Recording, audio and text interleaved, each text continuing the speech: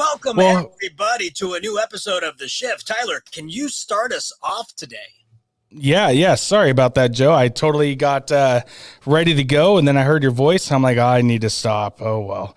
But welcome, everybody, to The Shift. Our next episode, we're kind of making a shift here. I'm going to start it out today. I wanted to take a little bit off of Joe's plate because something bad happened the weekend before you see this, and his 49ers lost to the Rams. So sorry, Joe. So I figured I would take this, opportunity to have a little bit of fun, although that was a fantastic game, fantastic year for them. But hey, here we go. But anyway, take a second to introduce ourselves. My name is Tyler Keefe. I am the instructional / technology coach up here at Sherman Elementary School in Nampa, Idaho, coming to you live from the swamp, as we call it. And Joe, you are... Yes, I'm Joe Marquez. I'm currently the Director of Academic Innovation for Q. And Tyler, I'm sure the reason the 49ers lost is because we didn't record the week before the game, and you weren't able to ask me my prediction. And so I wasn't able to say the 49ers are going to win. I'm sure that's the entire reason they lost. It's my fault. So Niner Nation, I apologize. It's my fault. Absolutely. We jinxed them, and, the Seahawk in me is kind of glad. Well, it's the power in the league, right? The division, because, you have two people out of our same division making it to the NFC Championship, right? So, it's just good all around, and the Seahawks will be back. They always are. They always hang around one way or another. It is true. It is true. But Joe, speaking of two teams that do really well and, in one division, we're going to be talking today about two programs that do virtually the same thing, but in both two different ways. So we're going to be talking about Microsoft Forms, and then I honestly can never remember what it's called in Google. It's called Google Forms. Oh, Google Forms. Right. Yeah. Google Forms. And, I guess we can call this the data collectors, right? Because that's basically what these forms do, is they collect any kind of data that you want, whether it's parent data, student data, staff data, any data, all the data. That's what these things do. And they're really powerful. So one of the questions I always get from the Microsoft, from Googlers who go to the Microsoft crowd is, how do I use Microsoft Forms? Does it do the same thing that Google's Form does? How do I create it? How do I use it? Blah, all these things. So I'm on pins and needles to be able to see how you use Microsoft Forms. Yeah, no. So I'll go ahead and start out, because Microsoft, there is some nuances that are really different as far as when you start up the form. And so I'm going to start there. But after this first part, everything else is pretty much the same as far as the two different ways to do this. So I'm going to go ahead and share my screen here. And I am in the Microsoft Forms tab on from myoffice.com. And it's on my sidebar here. You can kind of see it lighting up on the side. But there is a Forms button that you can go to. If it's not there, you can just hit the little waffle, the 3 dots, the 9 dots in this case, and you'll find Forms there. If you do it this way, it'll bring you to this page where you can see all the forms that you've had made. However, there is a second way to do this, and I'm going to shift over to my OneDrive. And from my OneDrive along the top, if I click New and go down here, now we see this Forms for Excel. I'm going to go ahead and click that, and I'm just going to call it the Shift Test and then Create. What this will do is it creates that Excel sheet in the OneDrive folder that'll update automatically in real time.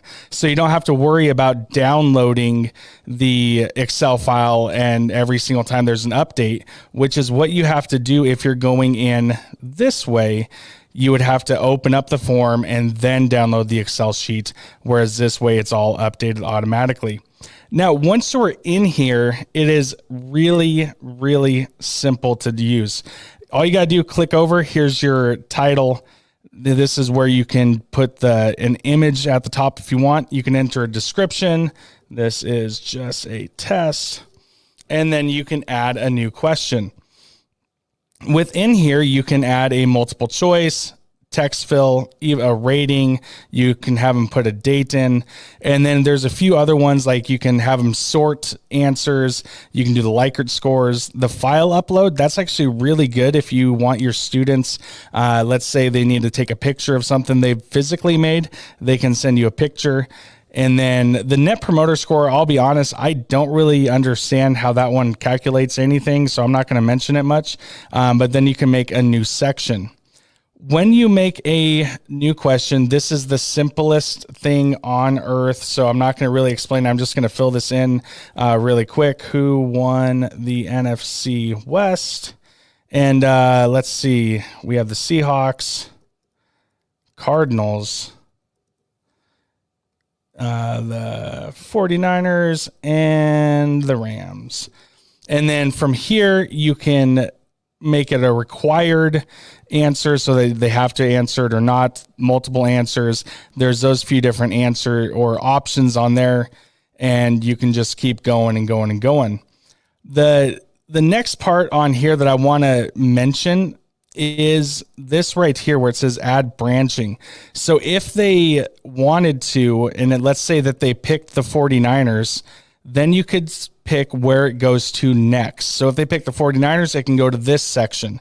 If they pick the Rams, it goes to this section of the form. So it's kind of like a choose your own adventure that you can do with it. And there's a lot of different uses for that, especially in the classroom. If you're doing some sort of like intervention with this kind of stuff, if they get this question right, they go this way. If they get it wrong, they go this way. So I've seen that used many different ways. The one thing that I will say here that I do not see as I'm looking at this is there's not a spot for this to be a quiz. So to get a score, and whereas there is on the other one for Microsoft Forms, where I have the option at the top to do a new quiz, or I could do a new form at the top left. But that's really about the only difference that I can see between these two. If I were to go up to the preview, you could see how it would look on the student's device on a phone. If I click on the mobile. So it's very simple. And you can even change the theme. I'm going to change it to this guy here. And from there, you could share it out by using the URL. You can even shorten the URL. You can get your QR code. You can embed it. You can email it out. If you want to send it as a template to a colleague, you can just send it right there so that when they open it, they have the option to duplicate that form. Or you can share it to collaborate. So if you're doing like a full grade level is taking this one quiz, with this, you can send it to your teammates, and then you guys can all see that data in real time together. One thing I do want to point out here at the top where it says send and collect responses. So right now, by default, it's set for only people in my organization can respond, which is great for, privacy reasons. However, if you pull it down, you can change it to anybody, or you can only put it to specific people. So if you don't want this getting out to, a bunch of people in the same school district, you could switch it there. Last thing on here on the settings, if I hit the three dots, I can go into the settings of the form. Again, it's the same things here for as far as who can respond, anybody, if it records their name, if it one response per person, if it's a quiz kind of thing. For the responses, you can turn the form on or off. It doesn't always need to stay on. You can do the start date, end date, shuffle the questions, and there's a few other ones in there. There also is some multilingual things in here. So if you wanted to add another language so that it translates with it for immersive reader or for your non-English native speakers, it's easy to do with that. And that is honestly really it here. The only other thing, when you hover over it, you can kind of see this immersive reader button where it'll actually read the question and everything for you. But as far as anything else with forms, that's honestly it, Joe. There's not a whole lot there. I wish there was more than that. But I do know that this is where Google can really shine, because there's a lot of really cool stuff that you can do with Google that I've seen you share out that you can do. Microsoft Forms, it's great. It's simple. There's actually a lot of power behind it, but there's a few features that Google has that Microsoft doesn't that I wish we could get. But overall, it's a good go-to platform that I know we use here at Sherman on a daily basis, and I see it many, many different ways around our school. Yeah, no, I mean, the functions and features that you showed are the things you're going to use probably 90% of the time. Right. There are some things in Google that once it turns it into a sheet that creates some automation that, that's where the power for me comes into it. But, based on the basis of the form, you nailed it. It's basically all the things that we can do. And in fact, there's so many things that can be done in forms, whether it's for Microsoft or Google, that I had to do a spinoff on my other show called Super Shares, where I'm doing a series on all the things that you can do with forms. So if anybody's interested, like if you watch some of this and you see some ideas that we throw out to you, like, oh, I want to know more about it, you can tune in let me do this one first. You can tune into our season 3 of Super Shares, which airs Wednesdays at 4:00 Pacific Standard Time on Facebook, YouTube, and Twitter. And the series that I'm going through right now is called Fantastic Forms to show you all the different fantastic ways you can utilize Google Forms. But let me go ahead and show you just the gist, and I'll give you through a few ideas. And Tyler, the ideas I'm going to show you can use in the Microsoft Forms as well, and I'm sure you've used them also. But I do want to preface when I'm showing this is you have to have a reason to use the forms. Think about all the things you do on a daily basis where you have people sign in or sign out. You have people sign up on a piece of paper, or you collect data on a piece of paper and that paper's turned in and you have to turn that paper into something digital. Imagine all the ways you can do that digitally without having to touch paper, right? So I want to show you some things that I have done in the past working in a school district. Oh, Tyler, I see your hand is raised. Yeah, Mr. Marquez, can I go use the restroom? Yeah, sure. Yeah, exactly. Yeah, is that a way that you have used it? Because we do that here. Yes. I'm going to show that. I'm going to show football registration, right? Football registration, wrestling registrations, things like that. These are things that we used to have people sign up on paper, and I have to go through all the different red forms and yellow forms and white forms and contact and this and that.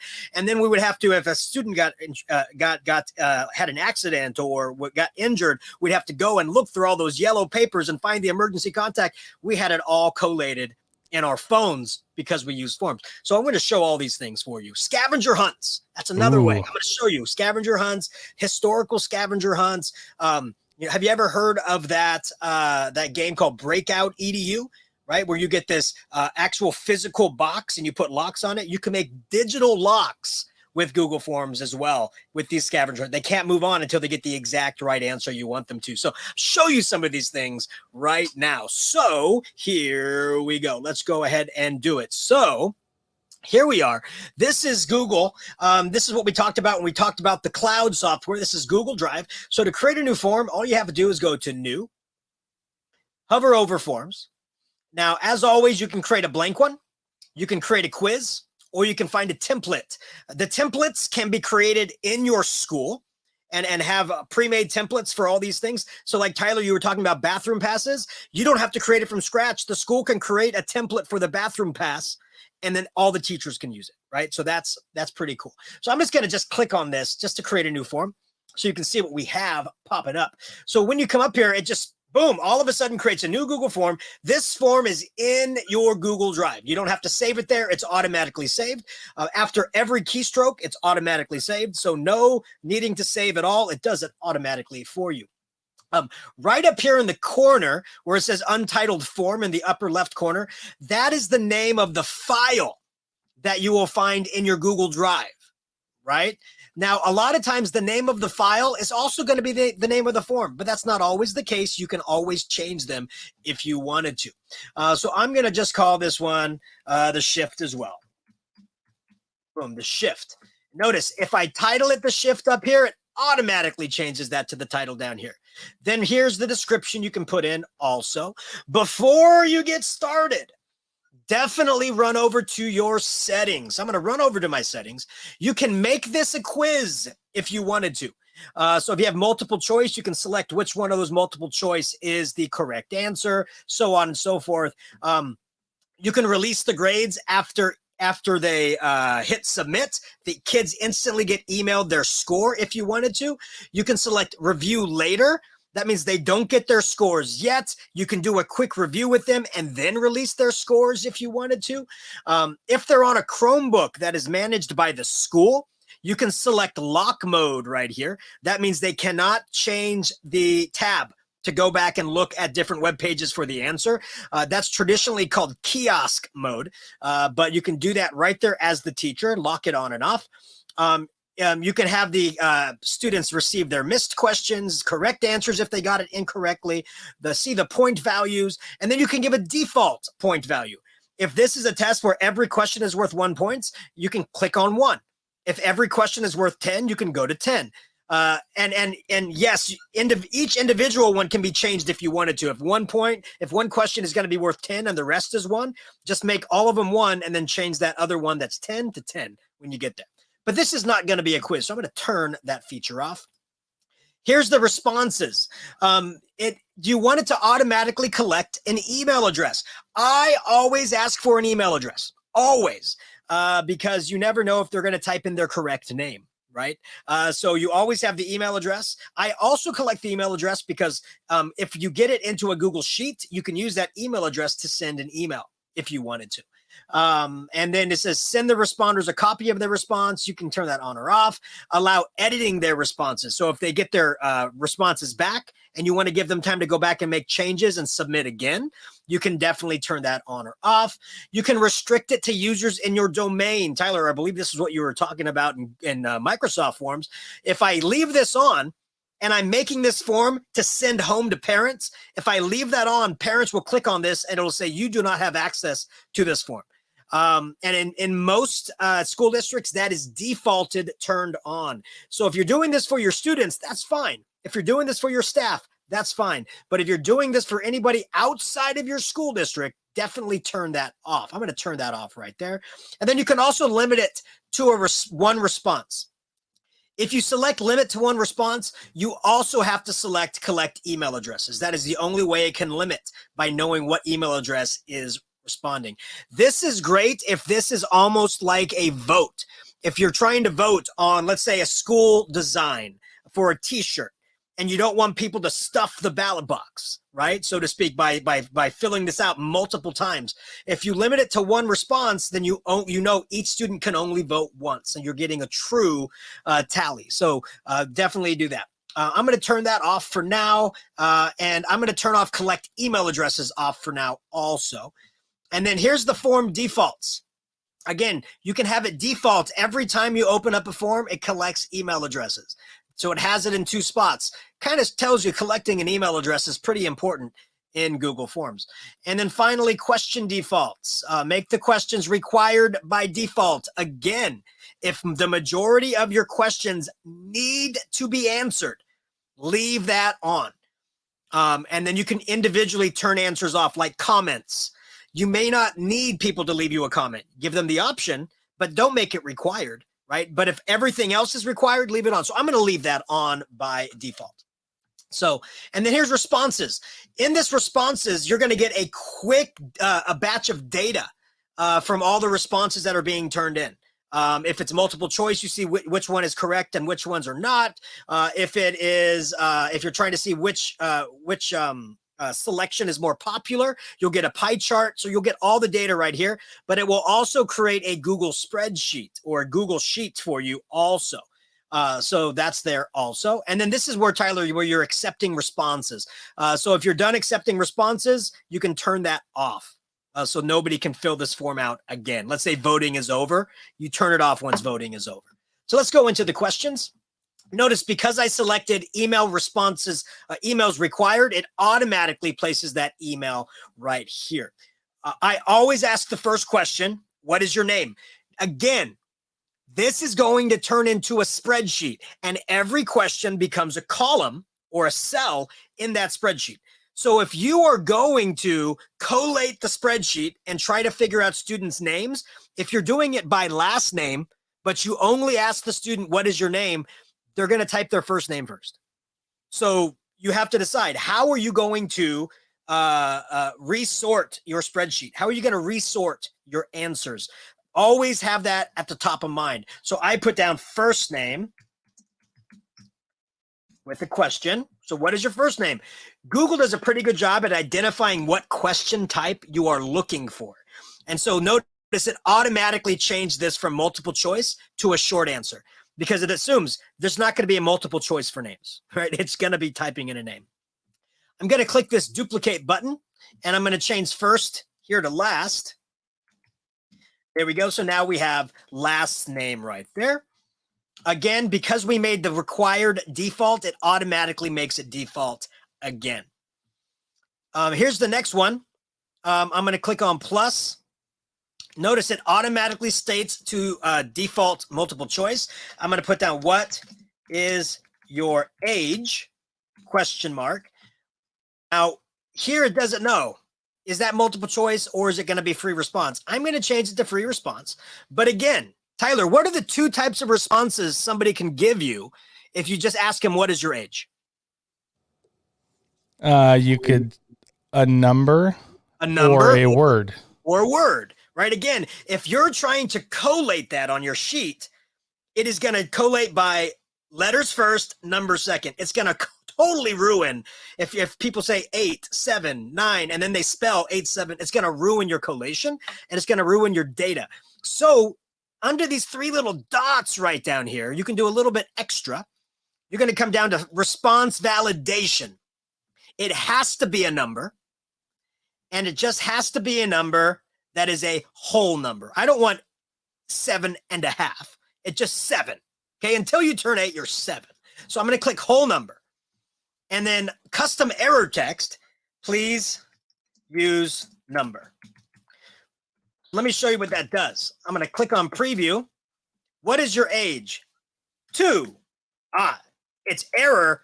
Please use a number. So now I would go in here and type in 2, and it's perfectly okay to hit submit. It will not let you submit. It will not let you hit submit if you just type that in. So that's a way you can data validate to ensure people are putting in the data that you want. And I know we've gone through this quite a bit. So let me just show you the quick other responses you can do. Right down here, you can do checkboxes, which is multiple selections, so more than one answer. You can do drop downs. You can do a file upload. So you can say, I want you to go around campus, take a picture of your prettiest tree, and then upload that picture to me. That could be your answer, is that upload.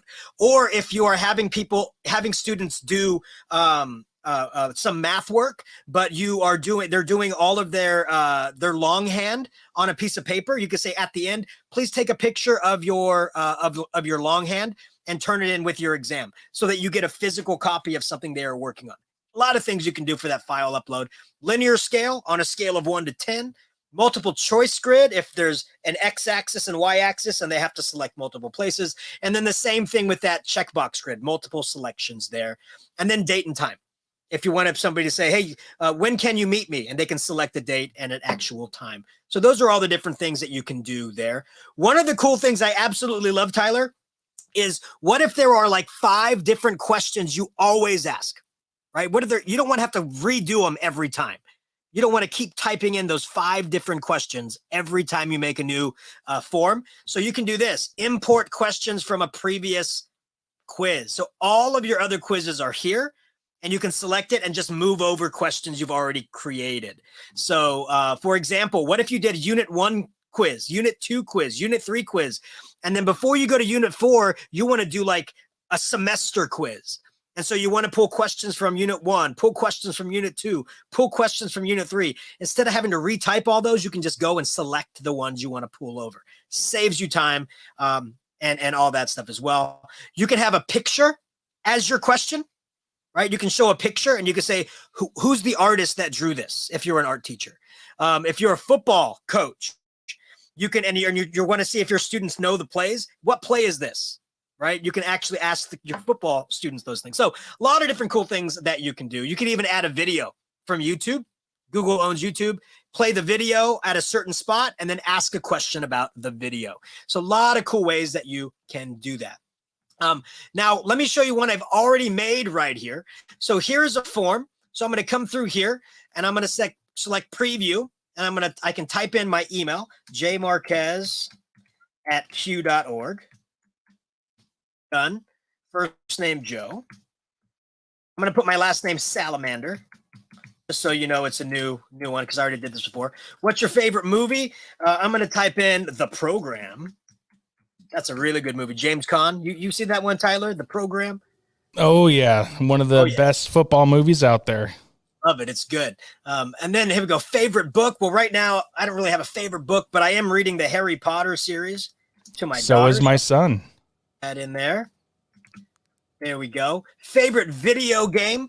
Well, actually, the favorite video game right now in the house is Super Smash Brothers Ultimate. But my daughter has been playing Just Dance in her in her after school session she does. So we play that at home now, and it's good exercise. So let's put Just Dance. And then, are you currently having difficulty in anything? Let's just say sleeping. Done. And I hit submit. Boom, it's done. What does that look like on your end under responses? If I come over here to summary, it'll show me who responded because I have the email. I can see the different names that are responding. I can see favorite book. It looks like a lot of people like Harry Potter, so it would give me a bar graph. So it does a lot of cool things here with responses. You can even see it by question type. What are the different answers in these questions? Or an individual student, just one single student. You can see all these different questions type. Or it opens up a Google Sheet, and you can see, like I said, every question becomes its own column. And if I wanted to collate this from Z to A, notice it brings Salamander to the top. That's why it's important to separate out your first name and last name. A lot of cool things that you can do here. But how, like we were talking about earlier, how do you use this in the class? Well, bathroom request forms, right? You know, a lot of teachers have that sign out sheet over in the front of the, by the door, right? But whoever goes through it, you ever look through it and find out how many times Johnny uses the bathroom in a week? I've done that before with this. And I was like, hey, you know, you've missed an hour and a half of class this entire week because you've been gone to the bathroom for 10 minutes every single day. And so you can see all that stuff under responses. You can see who is going to the bathroom the most. You can see what period is going the most. You can see what time is the most used for the restroom. Why is that important? We found out, because the school was using all this, we found out that students were using the restroom the majority of the time at 10:35. And so we had somebody waiting in the restrooms, and they were just meeting in there to talk, get on their phones, play a couple games on their phones. They were using it as playtime and just saying where they're going to go to the bathroom. Kids are smart. They're going to find ways to do that stuff. But we were able to figure it out by using this sheet right up here. Football. Hey, Joe. Oh, yeah, go ahead. So question on the bathroom, on the way that we've used it here, not as complex as what you had, and the data that shows is really cool compared to what Microsoft Forms can do. But what we do is basically name, and I think it was just the name. We only had to put one thing in because when you start the form, it would put a timestamp on when it started, and then when the kids came back from the bathroom, they would hit submit, and then it would timestamp the end time, so it would give us the date, time, duration that they were gone, just all with that one thing. Does Google, does it do the duration, like how long it took you to take the form? No, that's really good. Google does not do that. Google sets a timestamp once you hit submit, but it does not set a stamp of when you started. So that is a very good feature in Microsoft Forms. I absolutely love that. A few other things that we've done with this, again, football registration, right? Going through the student's first name and last name. How did the parents pay? for the football. What is their height? What is their weight? That will help us identify who's going to be line. I mean, it's 7th grade, 8th grade football. Helps us identify who's going to be a lineman, who's going to be a receiver, who's going to be stuff like that. Did they have their physical card completed? That's the blue form from the doctor. If not, we have to make sure that they have that in before they can practice with pads. And then is their emergency card complete? And then another one we had was the emergency card, where that one is also completed digitally. I didn't leave that here just because I wanted to show it nice and not complicated. But you can see this data right down here. How many kids? 25 did not have it done. So we needed to find those 25 before practice started to make sure they had those turned in. It just makes it so much easier. And then the last thing is, remember I was telling you about a scavenger hunt? Well, you can come through here and scavenger hunt number 1. What is the name of the smallest of the 3 largest islands near Italy? Well, they'd have to do a scavenger hunt in their textbook or online and go and search for that information. I made sure that I did response validation. So they had to put in text. The text had to contain the word Corsica. And if they did not spell Corsica, they did not get to move on to the next question. It allows you to kind of guide, a scavenger hunt and make sure they can't move along until they've got the correct answer. Just a lot of cool ways that you can do that. And the things that I showed, just tip of the iceberg of what can be done with the different forms. And all of these can be done in Microsoft Forms as well. Yeah, for most of those they can. I think in different ways they can be done. I know with Forms, it doesn't have as robust of a feature set as far as, setting certain question types and then like defaults and like all that stuff. But I did check as you were showing things. I was going in on Forms on my computer and I'm like, okay, I can do that. I can do that. I can't do that. That's cool. I can do that, those kind of things. So there's a lot in there that's very, very similar. But one thing that I know you're going to do a deep dive on for a super share coming up, and that's those automated email responses after you fill out a form. So can you give a quick little teaser of what that is to kind of tease into your super share? Because I know it's a complicated process. And like you said, we can't do that on Microsoft Forms yet. But that's something that I think, for people sticking around listening to this, that they're going to want to hear again to make sure they heard, because it's really cool. Yeah. Again, this episode of Fantastic Forms aired on Wednesday, February 2nd. You can also go to youtube.com/QOrg to view it again. But I went through step by step how to do this, but let me show you exactly what you do. So the first thing you do is, once you've created your form, you open up your spreadsheet. Now notice in the spreadsheet right over here, I'm going to bring this back to the original way that it was with A to Z. Boom, right there. In this spreadsheet right here, it has the send status. What is that? Well, I have told this spreadsheet, whenever a form is filled out with an email, to automatically send that person a personal email from me, letting them know that I found their form. And the way that I did that is under extensions, I went to add-ons and get add-ons. And the add-on I use for this is called Form Mule. Form Mule, because mules are workhorses, right? They do all the work. And so let the form do the work for you. And so once I've selected Form Mule, I come in here to my Form Mule extension right here. And I tell it, I want this response to be sent when the person hits submit. You can change it to turn that off if you wanted to. It asks, how many forms do you want? How many different emails do you want? Well, this can be based upon, like a yes or no answer. If a student says, yes, they need help, you can send them an email in a response that says, oh, I noticed you need help. I will definitely schedule time with you. If a student says no, the email can be, hey, I noticed you didn't select you needed help this time, but if you ever need help, please let me know. You can change the voice based on the selection, and that's what the different templates are for. And so let me show you right here the templates that I have here. When they pop up.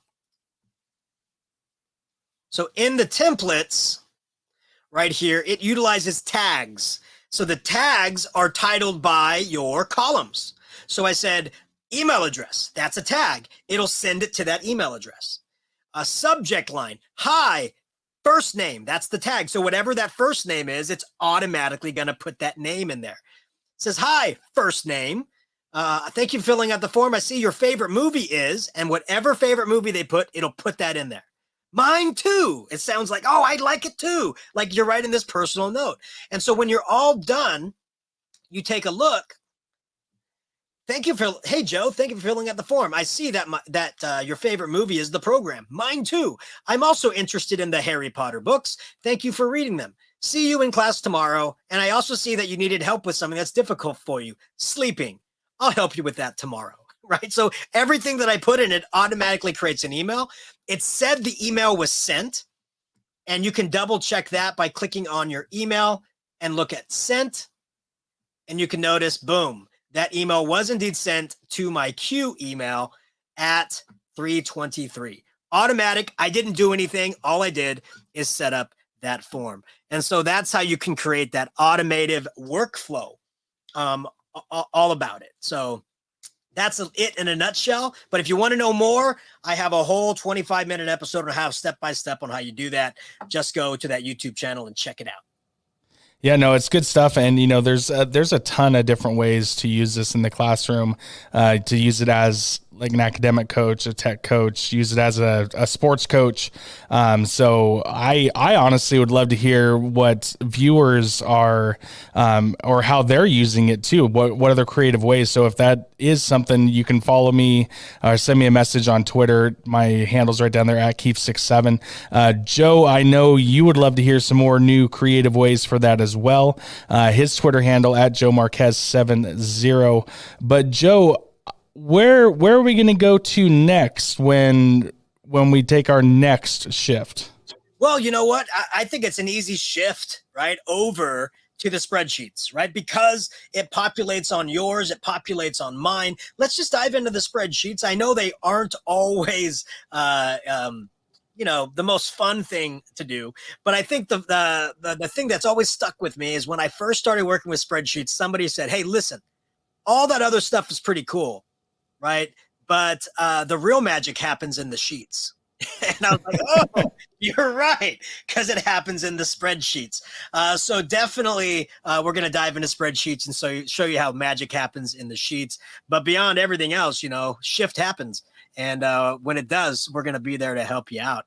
And, we love being with you digitally, but we would also love to be with you face to face. So I don't know about Tyler. I'm trying to get Tyler over there, but I will be in Palm Springs, March 17th to 19th for the largest EdTech conference in California, known as Spring Q, which has taken a 3-year hiatus. Yes, the last time Spring Q happened was in 2019. Can you believe it? It's going to be face to face for the first time in 3 years. Beautiful Palm Springs, March 17th and 19th. We would love to see you there. If you want to see Tyler there, all you have to do is find out how to email the principal at Sherman Elementary in Idaho and say you want to see Tyler in Palm Springs as well. And as we said, who knows? Shift happens in life. Maybe shift will help Tyler come to Palm Springs. What do you think about that, Tyler? A write-in campaign to get you down there? Hey, I'm game. You just need to get some people to cover all my duties up here, and I'll make it down. You got it. Well, you know what? I think we can figure something out. I know that you have a good robotics program over there or a drone program. You just program that drone to fly up in the air, and there's your yard duties done, taken care of for you right there. Easy. All right. Well, thanks everybody for listening. I know this was a long one, but you know what? This is like a double header because we missed you last week. And so if you divide it by 2, really it's only 20 minutes, right? If you want to split it in 2, you can split it in 2 as well. Hey, it's digital. You do what you need to do. But we want to make sure that you all know that we're here for you when shift goes down. And as always, we want to make sure that the shift is always with you. And have yourselves a wonderful